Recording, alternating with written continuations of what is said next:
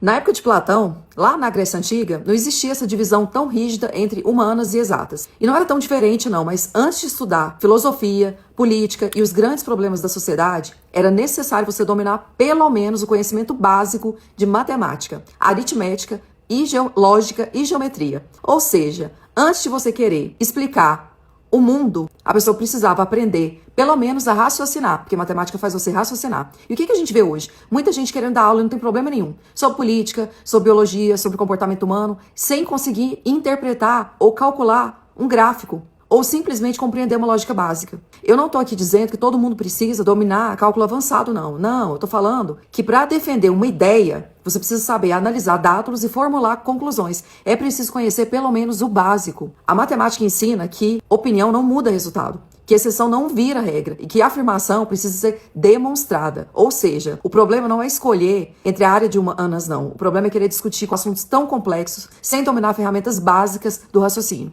Antes de tentar explicar o mundo, aprenda a interpretar números, a organizar ideias e sustentar aquilo que você afirma com tanta veemência. E diante de tudo que a gente vê hoje, a gente precisa recuperar a vontade de ler, de estudar e aprender a cada dia mais. O conhecimento não pode ser tratado como algo ultrapassado, ultrajante. Nem o estudo como uma obrigação sem importância. Conhecimento, gente, liberta. É ele que nos permite questionar, fazer escolhas melhores e não aceitar qualquer discursinho como verdade, não. Nem narrativa. Mas também precisamos garantir oportunidades. Não basta dizer que as pessoas devem estudar sem citar condições para que elas tenham acesso à educação, aos livros, à tecnologia e ambientes que despertem essa vontade de querer aprender. Essa nova geração, ela precisa aprender que ela precisa ganhar uma oportunidade. Quando ela ganhar, entender que ela vem junto com responsabilidade. Aproveitar para se dedicar e buscar crescer. E aprender não significa desprezar tudo aquilo que veio antes de nós, não. Nós precisamos aprender a ouvir os mais antigos, respeitar as experiências e aprender com aquilo que eles vieram antes. Eles talvez não tivessem a mesma tecnologia que nós temos hoje. Eles não tiveram. Eles carregam conhecimento que não estão nos livros. Experiência, disciplina, sabedoria e principalmente memória. Uma sociedade que não escuta seus mais velhos perde a própria história. E a geração que acredita que já sabe tudo, que nasceu sabendo tudo, deixa de aprender exatamente aquilo que o tempo